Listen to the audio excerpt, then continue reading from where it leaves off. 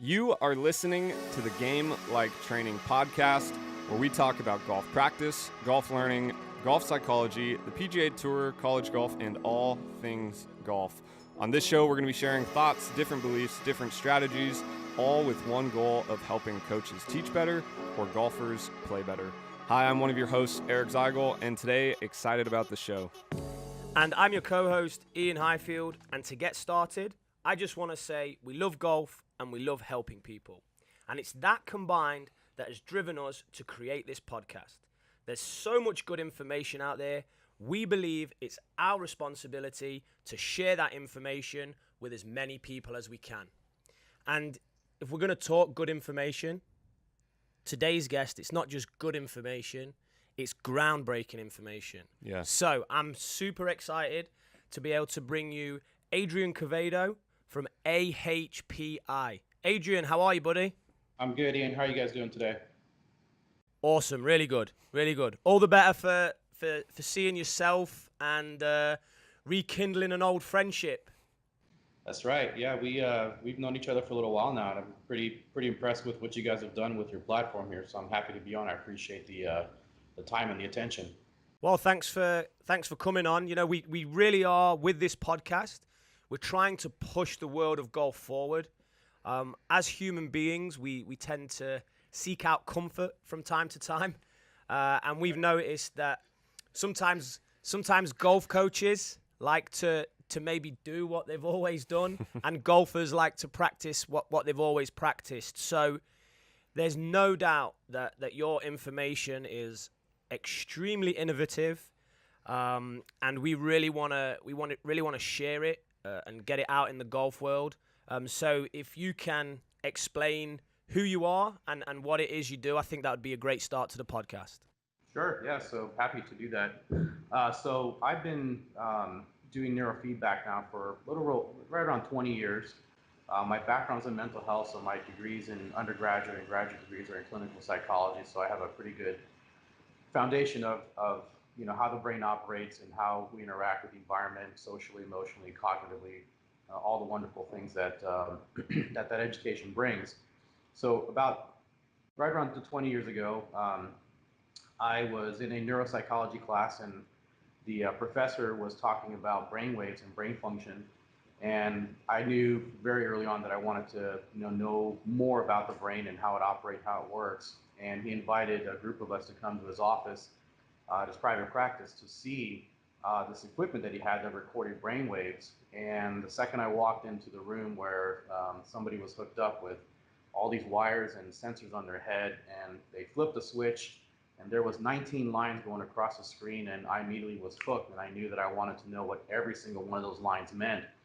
And as it turns out, at the time, 20 years ago, the field had been in its infancy, where we had started recording brain waves and had a really good understanding comparing brain waves to psychometric testing, all the valid tests that have been around for 30, 40, 50 years, and started seeing patterns develop with different brain regions and how they matched up to the testing. So over time, quantitative EEG had developed a reputation for being very accurate at being able to predict a lot of these neuropsych test batteries and these cognitive emotional test batteries and profiles, to the point where you had neuropsychologists and people in the field at the time using these tests along with the psychometric testing to gain a much higher validity of what exactly was going on with this person's brain. And so for the next 20 years after that, a group of doctors, very well known now in the field, specifically Dr. Joe Lubar out of the University of Tennessee and Dr. Barry Stearman out of UCLA, just ran with this information and developed neurofeedback protocols to help correct underlying issues that were found during the quantitative EEG recordings. And so these recordings provided them with a very detailed report of brain activity. And then the neurofeedback side was basically giving the brain information about itself and allowing it to self-regulate, giving it feedback and rewards, and also we'll call it punishment, but it's kind of like the old Pavlov the dog situation where you pair stimulus with the response, and the subject will learn a new behavior, a new response.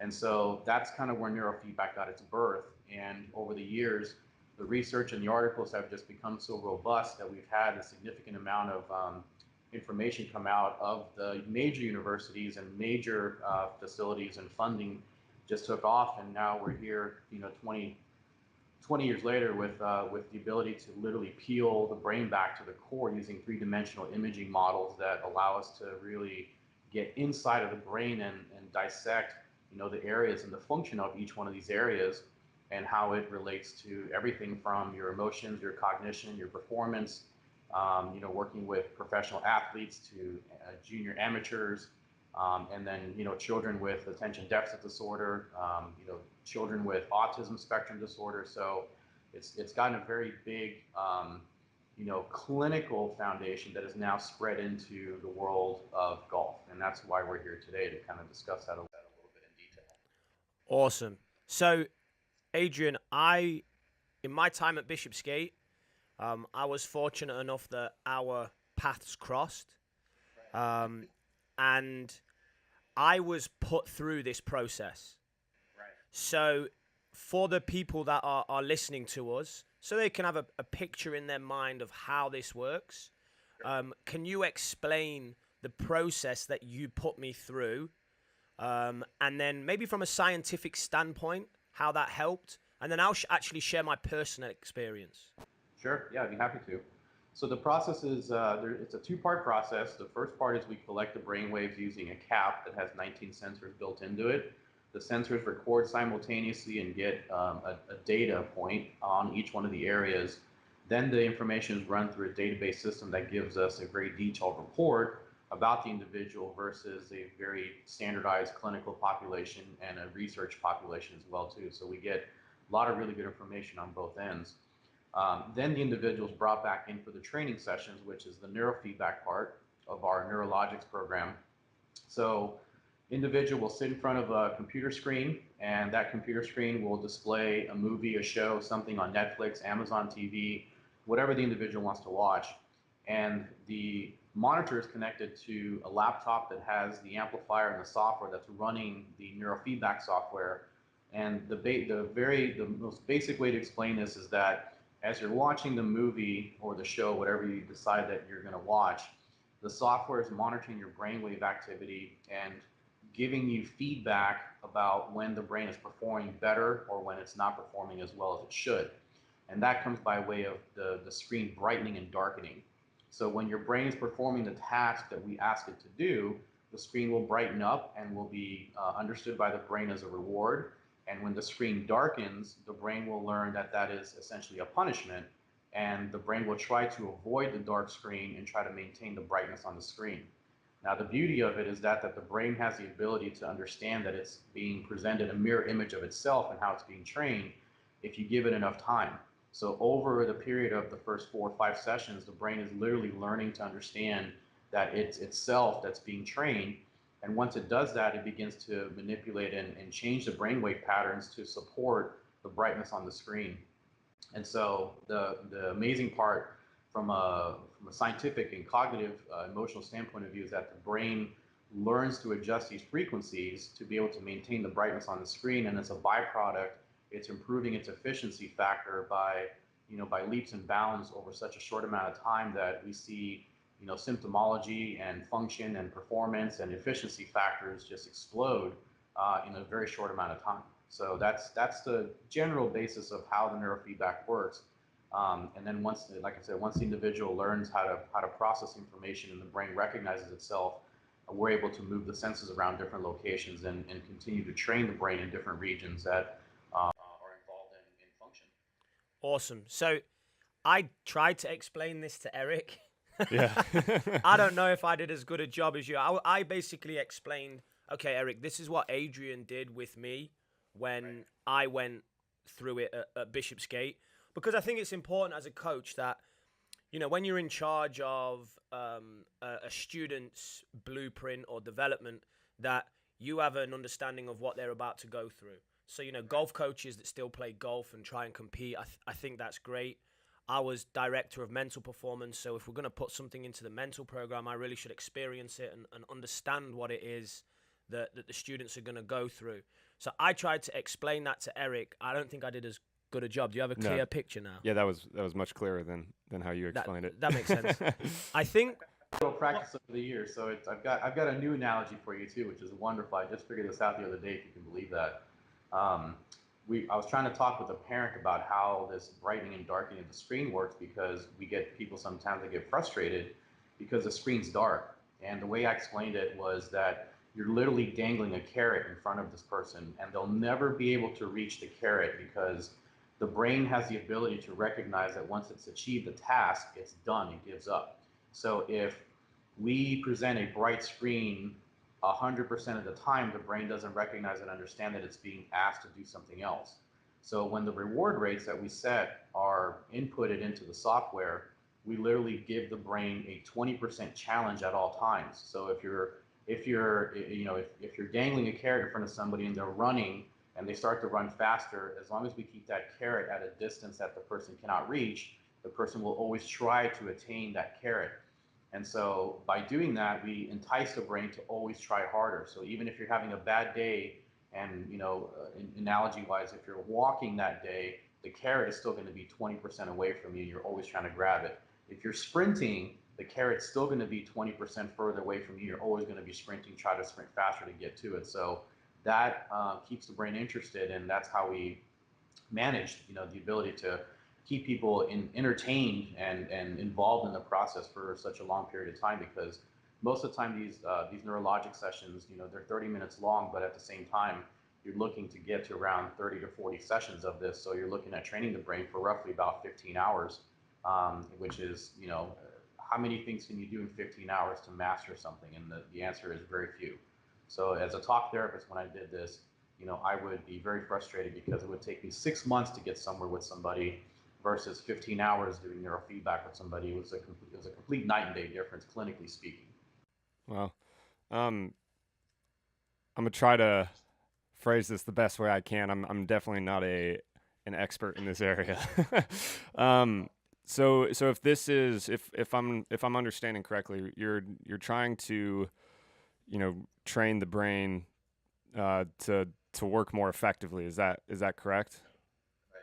So what exactly, what parts, when it comes to golf, what are you trying to help students, what are you trying to train them to be more effective in?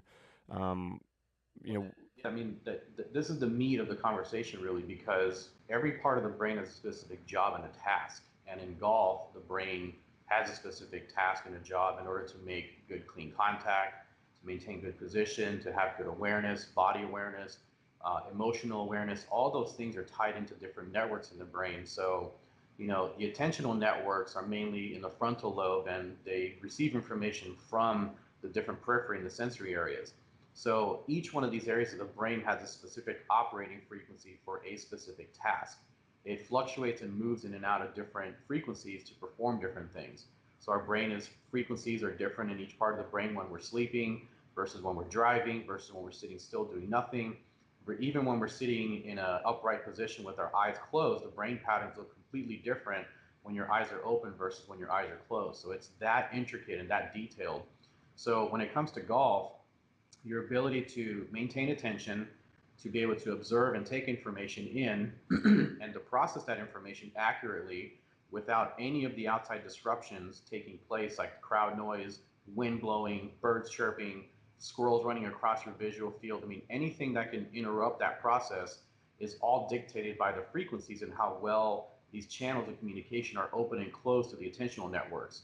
So if your brain isn't processing information correctly, it's going to miscue or get misinformation that's going to disrupt your process. So in your pre-shot routine, if you have a process, if you're scanning the surrounding areas, taking information in about the wind, about the lie, about all the different things that are involved in actually ball striking, and your brain is receiving information about the outside external environment, and it's feeding that into the part of the brain that's trying to process all the information, you're going to get mixed signals and you're going to get jumble and garble. Basically, it's going to disrupt that whole process.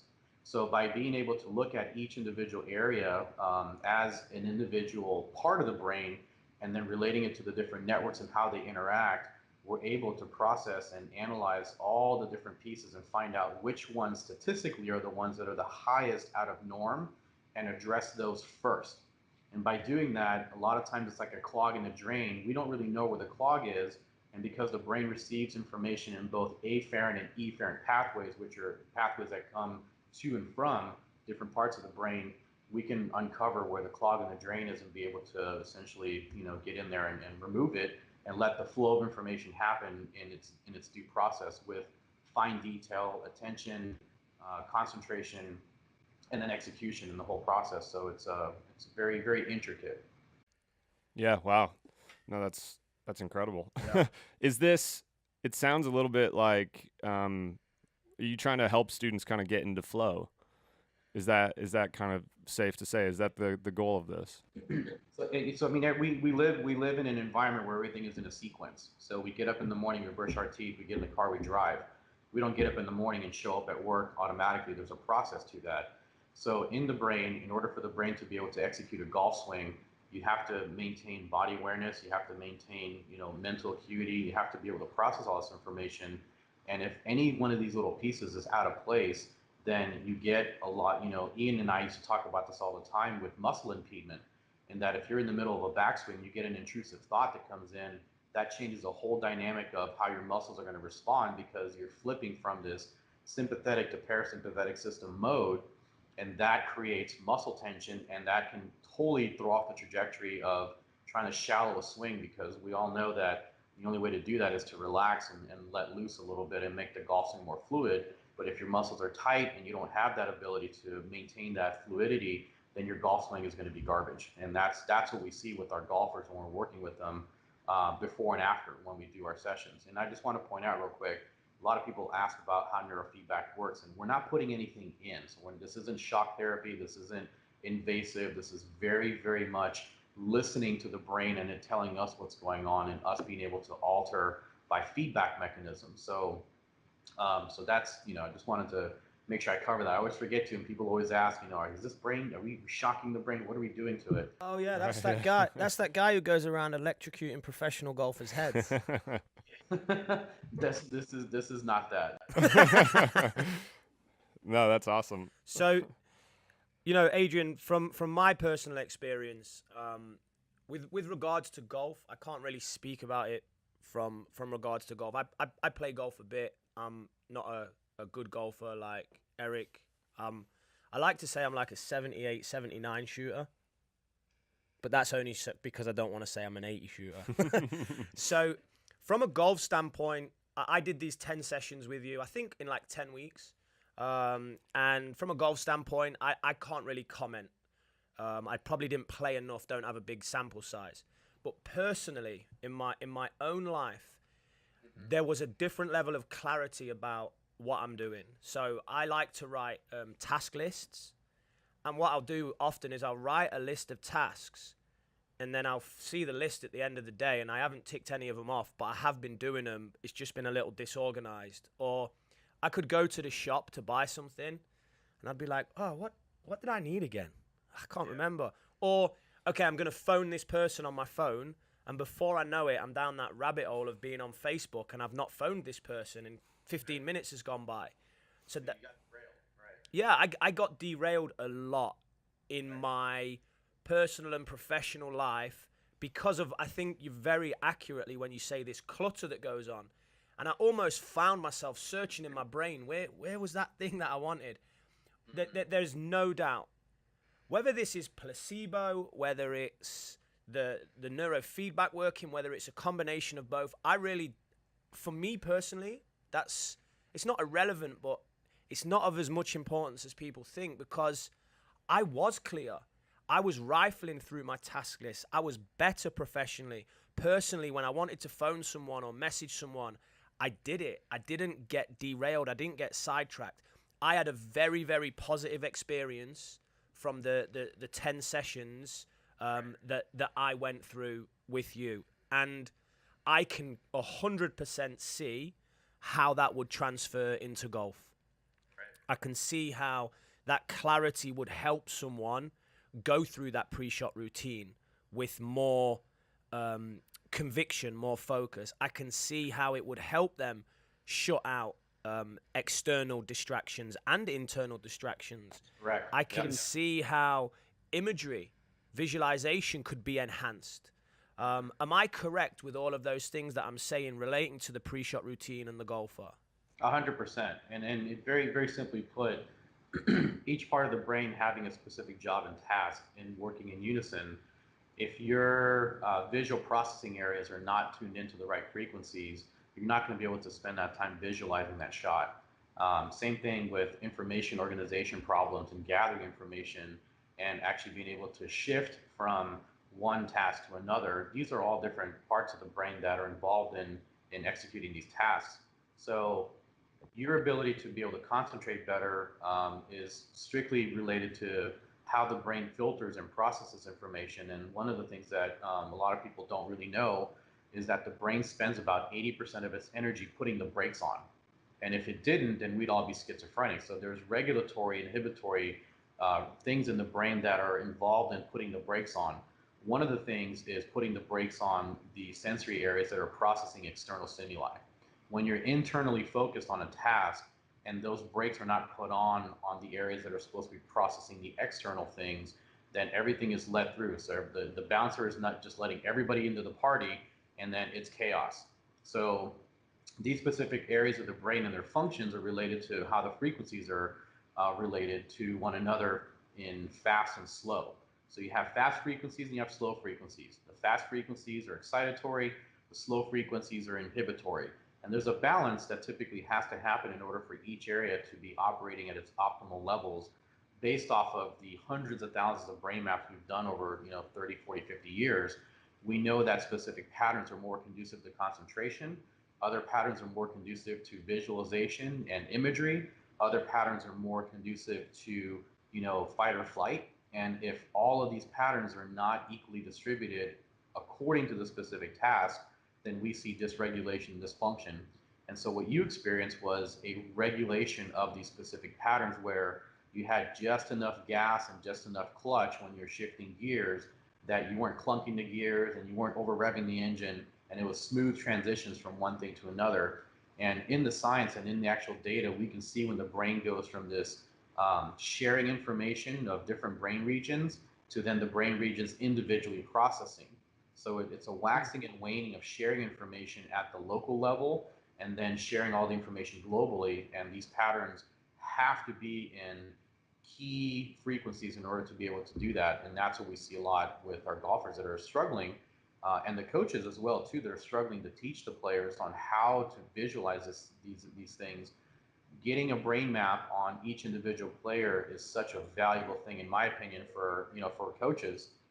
Because if the coaches understand that their players are struggling with visualization, then they may instruct them more in a different manner versus a player who's way more auditory that can hear the instruction and execute it, and a player who's more feel and touch. So this brain mapping allows us to be able to identify what type of instruction the player is best at receiving at, and in the process through the neurofeedback helping correct the underlying issues that are causing them to not be good auditory or visual or touch type players. Awesome. So yeah.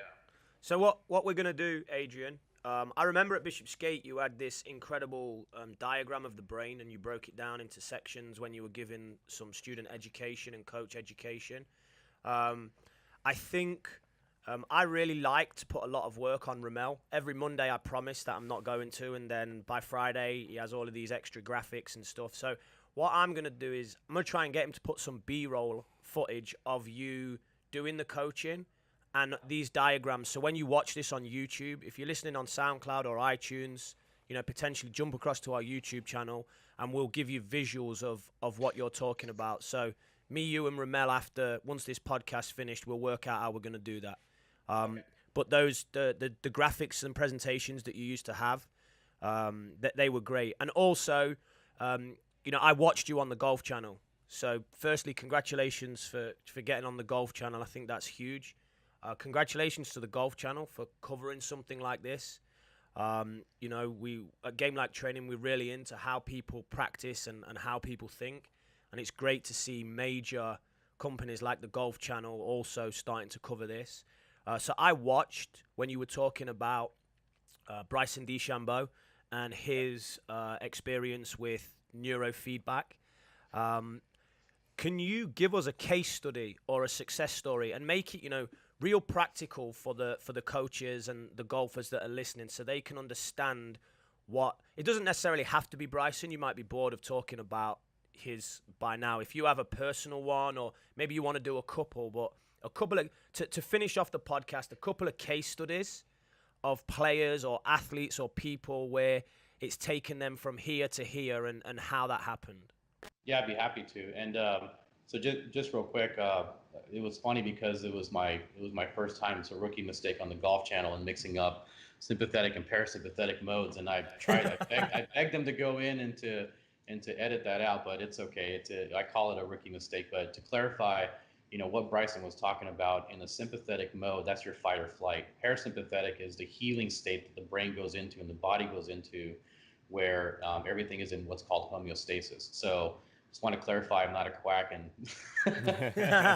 what I'm talking about is this: when you have 7 cameras pointed at you on national and international TV, and it's being watched by 500,000 people, you get a little nervous. So Yep. I laughed because I got done with the whole set, and I walked into the green room, and Danny, who was with me, I looked at him and I said, I don't know what I said. I have no idea what I said. He's like, no, you did great. I'm like, I don't remember anything I said. So it was a neat experience. So again, I thank the Golf Channel for it, because it did go out on a limb and talking about this, but thankfully for Bryson, or to Bryson, for bringing it up, because it's a key part of the golf game, in my opinion, in the future, of how these high level golfers and even amateurs are going to look at to really peel back that onion and to get to the core of what fundamentally is going on with their brain and can help them become better golfers. So the example I'd like to give you is one that I'm very, very fond of, and this is a Olympic gold medalist, and she's actually allowed us to talk about her. She's on our website, but her name is Francina McCory.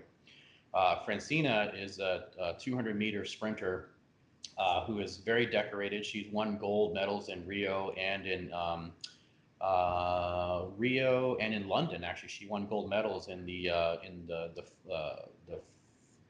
200 by 4, the 4 by 200. So basically, she came to us because she was having tunnel vision and really a lot of trouble, with her anxiety and that sympathetic mode kicking in, where she would get on the blocks and she would just get this tunnel vision. She would hyperventilate. She would get over agitated, and then boom, she wouldn't be able to compete. Funny thing about her, with when she competed, when we had a very long conversation about her experience, she was the fastest qualifier into the finals for the individual, and she dropped the ball. She basically just froze up and wasn't able to compete at the end. And it really changed her life, because she realized that she was never going to be able to break the world record. She was never going to be able to win an individual gold medal because of this fear and anxiety that she had. So we did a brain map on her as part of our neurologics program. We look at the brain as an electrochemical organ. So we took the brain mapping piece and looked at the electrical aspects, and then we did some neurotransmitter testing where we look at the excitatory and compensatory neurotransmitters, and we found out that she was basically depleted in all these different neurotransmitters, and her brain was in very high alert and high rev all the time. So after going through the training and after going through several sessions, she came into the office one day and sat down and broke down into tears, and we were all very confused, because she was very emotional about the whole thing. But essentially she came in and said, it's gone, it's completely gone. And we said, what's gone? What did you lose? And she said, the tunnel vision, the anxiety, like it's gone, like overnight from one session to the next. It literally just disappeared, and she got on the blocks and she competed and did her fastest times of the year at that practice and at that upcoming event. And she basically came in and said that we changed her life, and if she makes the U.S. team this time around coming along, we're coming with her as her mental support staff, because she had such an amazing experience with it, that it literally changed her life and her ability and her outlook on being able to perform at an elite level as an Olympic gold medalist. That she's already got gold medals, but she's chasing more, and she feels like she's going to be able to do this on a level that she's never been able to do before, strictly because of the neurologics and what she went through in our program. So that's just one example. Adrian, I can't wait to see you in a USA tracksuit on ESPN with your Beats headphones on. That's going to be awesome. Yep. No, I'm pretty sure they won't let someone like me down there because I'll be starstruck. But I think you'll carry the flag at the parade. We're in. We're all in. No, that's an incredible story. Oh my gosh. I just have one. By the way, that's translated to working with a lot of people with U.S. track and field because the word spread, and that even before that was working with a lot of elite golfers as well too. And Iain, you know this, but I was lucky enough to spend some time with Michael Campbell, who won the 2005 U.S. Open, and Michael, came into Orlando, and we did neurofeedback sessions with him. And Michael at the time had left professional golf and was coming back into professional golf in a comeback, and he's taken some time to just focus on his golf academy. But I will tell you that in the video that he did with us, he said that he gave us a lot of different pointers and different keynote or key positions and key things that he discussed in the video. Was that his clarity, his ability to stay focused, his ability to stay on task. All those things are things that translated not only to his golf, but also to his personal life as well. And then working with other professional golfers that are guys that are on tour and in the European Tour guys, there's a secret element to neurofeedback because it's so kind of unheard of that you're hearing guys like Jason Day's talked about it, Bryson, who just talked about it. You have Kirk Cousins, who's talked about it as an NFL quarterback. So it's starting to get a lot of traction, but Iain and I talked about this a little bit, that there's caution that should be thrown out into the wind about how this is done, because this is really a clinical environment where you're really tinkering and adjusting different brainwave patterns and getting out there and doing little things that are gimmicky out there and other products that are out in the market space. I just want to throw caution to the wind because some people don't need the type of reinforcement that these tools and these devices offer, and it can do some real damage. So I just want to be very clear about that. Good. No, that's awesome. I have one last question for you. Sure. When somebody goes through this, what's the typical kind of retention of these new, I guess the brain efficiency? Is it something where you do it once and you're kind of like the track story you were just talking about, is it something where she's going to have to come back in and you're going to kind of monitor this over a period of time, or is it something where the brain now kind of has this awareness of what it needs to do and it's set, you know what I mean? Do you ask this because you live with me and work with me and can't believe that I had the clarity that I'm claiming that I had? Is that the foundation I'm saying, for this question? from watching Iain, I don't know if he's retained this. So the short answer is that the literature and the research supports that once the brain learns this new behavior, it doesn't unlearn it. So you would have to go in and unlearn it, and unfortunately, that's what happens sometimes with some of these devices and these these little tools that are out there to help train your brain. I put the air quotes up, but to train your brain, you can actually undo what somebody would do in a clinical setting like myself, because the brain is learning these new patterns, and once it learns it, it's like riding a bike. It doesn't forget. It's a new behavior. When the brain learns how to focus, or the brain learns how to cue into auditory information because it wasn't before, there really isn't a way to unlearn that unless the brain is told to unlearn it by giving it feedback that it should do something different. So to answer your question, all the long-term studies that are out now, there's some that are 16, 17 years out now with 85% participation, have shown very little to no regression. The only people that have had any type of regression were people that experience a traumatic event emotionally, like a death in a family, the loss of a pet, some type of head injury. So even a bump to the head at 10, 15 miles an hour can cause a midline shift that can bruise the brain. So, very, very important to make sure that if you do the neurofeedback, or even if you don't, and you have some type of bump to the head, concussion is very underdiagnosed from the standpoint of, what actually happens during a concussion, and the science behind it is amazing. That it literally you can get into a fender bender that causes a slight little midline shift, and the bones that are holding the brain in place can actually nick the brain and cause lesions and damage to those areas. So very important, to make sure that if those things happen, be aware that they happen. If you've had neurofeedback, come back and see your your neurofeedback therapist or provider to make sure to kind of get another brain map to see if anything's changed. So does that answer your question? Yeah, definitely. That's probably what happened to Iain. He probably hit his head on something. Or I didn't. I heard that yes, Iain is a mental beast. That's what I heard from that answer. No. Adrian, we should really be wrapping up because we're running out of time, but we're not gonna because I have more questions I want to ask. This is really interesting. I love this kind of shit. So Yeah. we're staying engaged. Okay. I actually maybe have questions about Kareem Hunt. I don't know if we should ask them and the concussion in the NFL and neurofeedback. Just a recent topic. Before that, I want to ask this. So you listen to this podcast and what you're doing gets deep to the root of underperformance. It's changing frequencies in the brain, which can then help athletes change behaviors and perform to a higher level. And look, even before you came to Bishopsgate, I know that AC Milan, one of the greatest football teams of all time, they have a brain room where they had neurofeedback. So these guys, this isn't a new thing for some people. And Italy did it. When Italy won the World Cup, they modeled AC Milan's brain room and their players were getting neurofeedback while at the World Cup. So I was aware of all this. I found that very interesting. But like anyone, you're a little bit skeptical. But I've spent time with you. I've experienced it. I've done a bit more reading. I understand a lot about EEG and performance and how it can help. Now, a straightforward question. Does this replace the coach? Does this mean when you get this, are you, in inverted commas, fixed and now you can get into flow? Or do you still need supplementary information from coaches?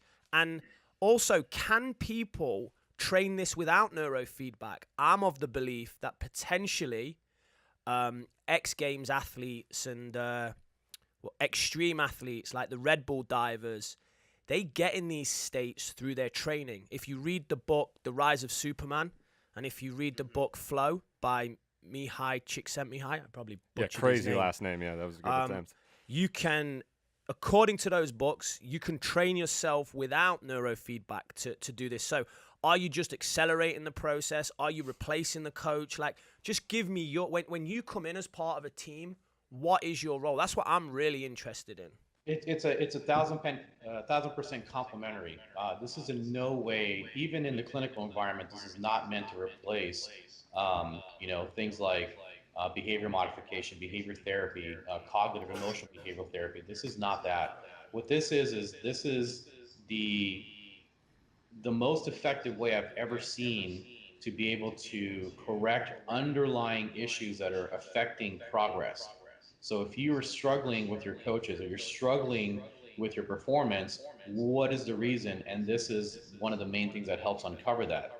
So elite athletes, for the most part, when we get an elite athlete, they're not coming to us because they are an elite, Red Bull diver who's performing at, these mind-blowing, levels of being able to focus and concentrate even with their body position in midair.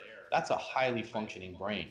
What we're getting and we're seeing the athletes who want to get there but can't. They're struggling with it.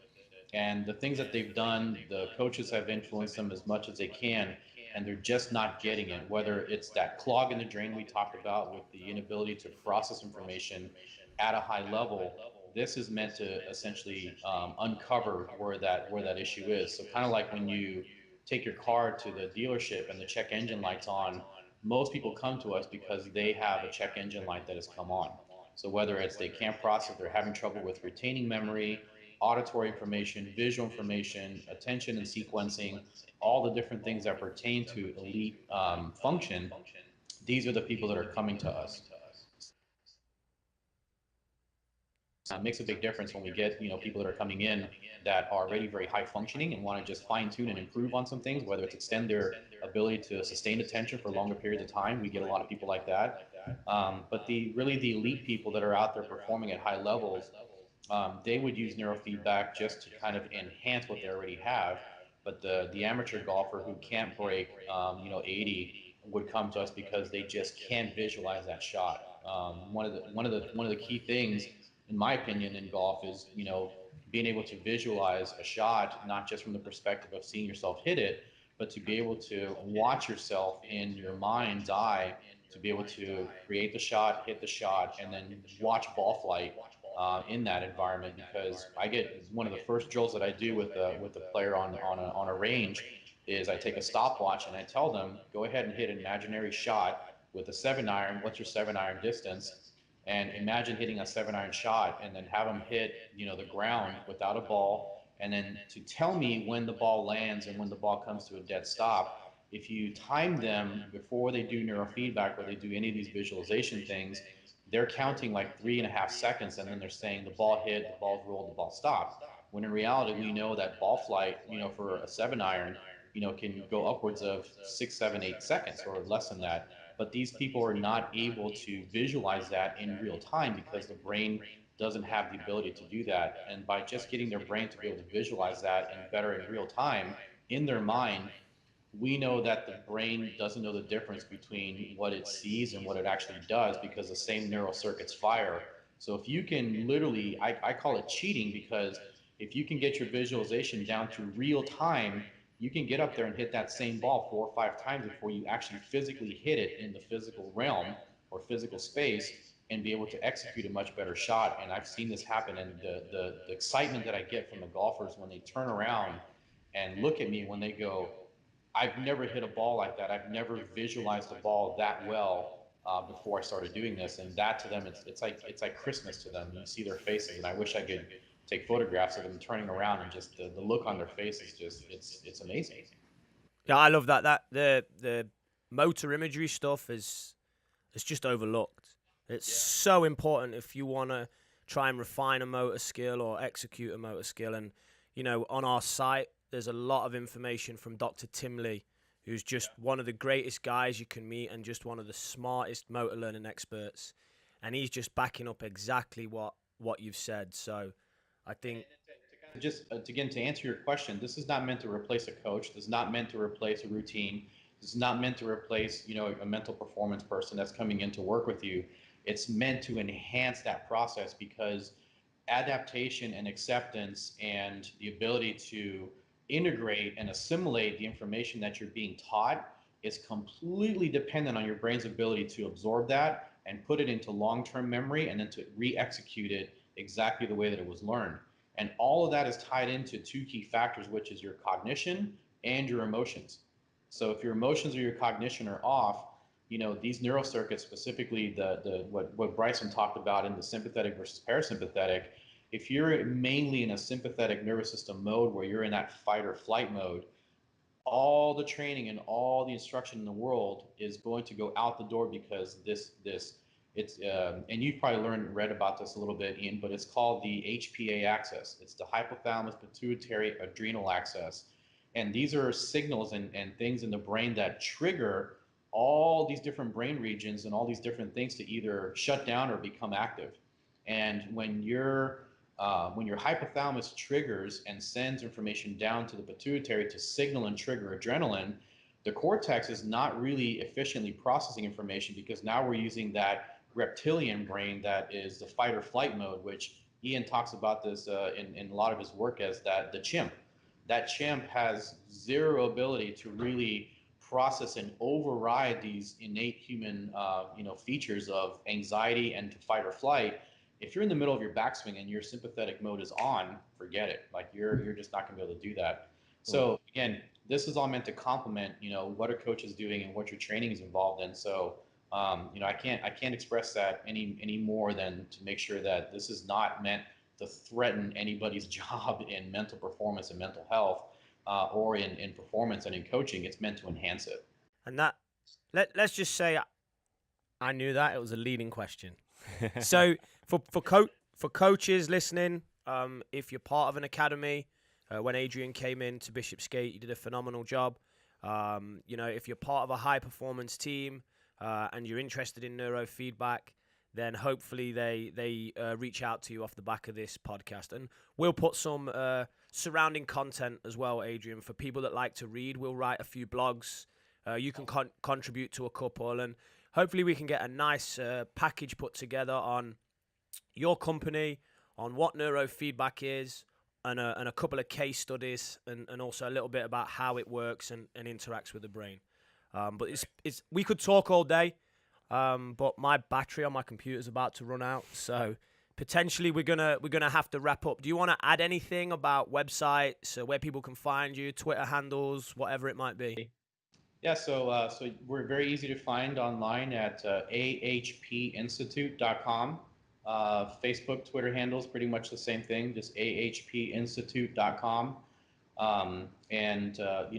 We're always available and very interested in talking with just what you mentioned, golf coaches academies. We're talking with several universities. The NCAA has allowed us to come in and talk with a lot of schools on the premise of working with the athletic program and trying to incorporate and bring in neurofeedback programs into those.